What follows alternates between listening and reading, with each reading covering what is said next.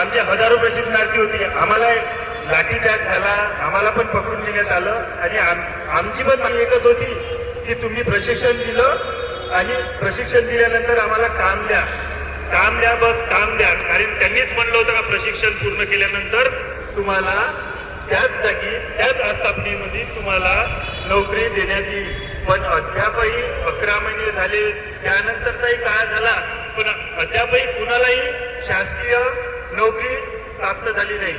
त्यासाठी आम्ही वारंवार पाठपुरावा करत आहे, निवेदन देत आहे, पालकमंत्री सरांना भेटत आहे, आमच्या आमदार साहेबांना भेटत आहे, कलेक्टर साहेबांना निवेदन दिलं, पण अजूनपर्यंत कोणालाही शासकीय नोकरी प्राप्त झाली नाही. मग तुम्ही खोटे आश्वासन काय देता? आमचा एकच प्रश्न आहे की तुम्ही फक्त निवडून येण्यासाठी खोटे आश्वासन देता की नाही?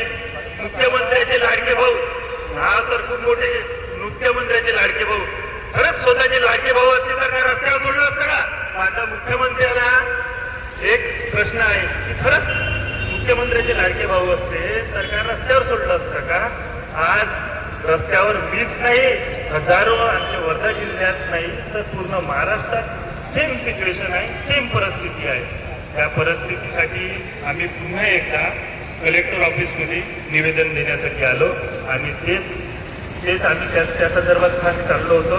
तर तुमचा मोर्चा आम्हाला दिसला आणि सचिन सरांच्या माध्यमातून आम्ही आज तुमच्या सहकार्यानं, आणि तुमचा पण प्रश्न योग्यच आहे की जो जंतर मंतरला जो आपण पाहतो, सगळेजण पाहतो की काय सिच्युएशन आहे, काय चालू आहे, त्या संदर्भात जर आपण सगळ्यांनी एकत्र जर पाऊल उचललं तर खरंच जो आपल्या देशामध्ये संविधानाचा नामानुष हत्या होत आहे, त्या हत्येविरोधात आपलीच सामान्य जनता आणि सामान्य नागरिक एकत्र झाली पाहिजे. तरच आपण कुठेतरी